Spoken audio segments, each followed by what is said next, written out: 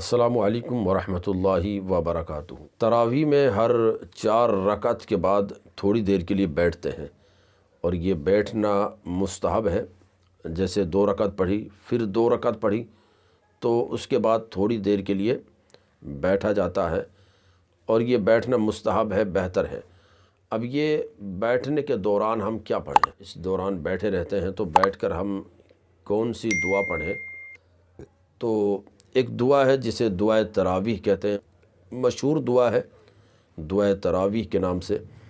عام طور سے یہ دعا جو ہے رمضان مبارک میں جو پمپلیٹ چھپتے ہیں سحر اور افطار کے، ان میں بھی لکھی ہوتی ہے۔ اسی طرح سے مسجدوں میں اس کے بینر لگے ہوتے ہیں، اور اس طرح سے یہ دعا بڑی مشہور ہے، کتابوں میں بھی دعائے تراویح کے نام سے یہ لکھی ہوئی ہے۔ اس طرح سے نیٹ پہ ہم سرچ کریں گے دعائے تراویح تو یہ دعا آتی ہے۔ لیکن آپ یہ یاد رکھیں اچھی طرح سے کہ تراویح کی جو ہر 4 رکعت پر ہم جو بیٹھتے ہیں، اس میں یہ ضروری نہیں کہ یہی دعائے تراویح ہی پڑھا جائے۔ یہ دعائے تراویح کے نام سے مشہور و معروف تو ہے، لیکن نبی پاک صلی اللہ علیہ وسلم سے ایسا کوئی ثابت نہیں کہ حضور یہ دعا پڑھتے تھے یا صحابہ اکرام یہ دعا پڑھا کرتے تھے۔ ہر ایک کا اپنا الگ الگ معمول تھا، کوئی دعا پڑھتا، کوئی درود شریف پڑھتا، کوئی کچھ پڑھتا۔ اسی طرح سے ہمارے بزرگوں کے حوالے سے بھی مختلف اقوال ہیں کہ وہ 4 رکعت پر کوئی دوسرا عمل کرتا، کوئی قرآن کی تلاوت کر لیتا، کوئی درود شریف پڑھ لیتا، کوئی تسبیح پڑھ لیتا۔ تو اس ہر 4 رکعت پر بیٹھ کر ہمیں کیا پڑھنا ہے، اس کے حوالے سے زیادہ پریشان ہونے کی ضرورت اور حاجت نہیں ہے۔ آپ درود شریف پڑھ لیں صلی اللہ علی محمد، آپ چاہیں تو تسبیح فاطمہ پڑھ لیں، 33 بار سبحان اللہ، 33 بار الحمدللہ، 34 بار اللہ اکبر۔ چاہے تو آپ کلمہ شریف پڑھ لیں، چاہے تو 2 رکعت نفل نماز پڑھ لیں اس میں اٹھ کر، تو آپ کی مرضی پر ہے، آپ کچھ بھی پڑھ لیں۔ اور چاہے تو یہ جو دعا ہے جو دعائے تراویح سے مشہور ہے، اس دعا کو پڑھ لیں، لیکن یہ نہ سمجھے کہ یہی دعا پڑھنا ضروری ہے، ایسا نہیں ہے۔